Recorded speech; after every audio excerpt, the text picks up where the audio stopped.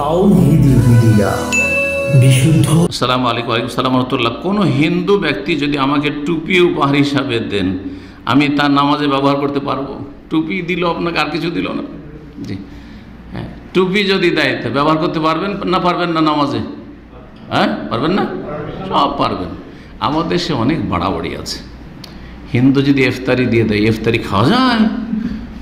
হ্যাঁ, হিন্দুর ইফতারি খাওয়া যাবে না। মিষ্টির দোকানগুলি অধিকাংশ হিন্দুদের থাকে, না মিষ্টি খেয়ে ইফতার করা যাবে না, কারণ হিন্দুর দোকান।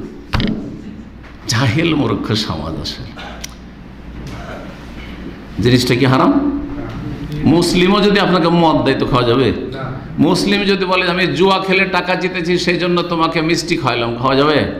হ্যাঁ, মুসলিম যদি বলে যে মাজারে আমি এই খাসিটা জবাই করেছিলাম তো ওই গোস্তটা 1 কিলো আপনাকে দিলাম, খান, খাওয়া যাবে? হারাম। কথা বোঝা গেছে? নবী সাল্লাল্লাহু মুসলিম বাড়ি দাওয়াত খাননি? ইহুদির বাড়ি, কট্টর দুশমন ইহুদি, বিষ দিয়েছে খাবারে, নবী সাল্লাল্লাহু তাহলে খেয়েছে। বোঝা গেছে?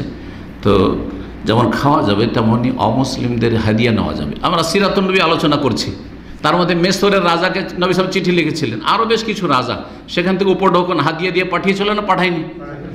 হাদিয়া কেউ কাপড় দিয়ে পাঠিয়েছে, কেউ আপনার বাহন দিয়ে পাঠিয়েছে, আবার দাসী দিয়ে পাঠিয়েছে, কেউ আর কিছু দিয়ে পাঠিয়েছে। সুতরাং অমুসলিমদের হাদিয়া নবী সাল্লাল্লাহু কবুল করেছেন। তো নবী সাল্লাল্লাহু এই হাদিয়াগুলো ব্যবহার করেননি? না নামাজের সময় চলবে না, বাড়িতে করিও নাকি?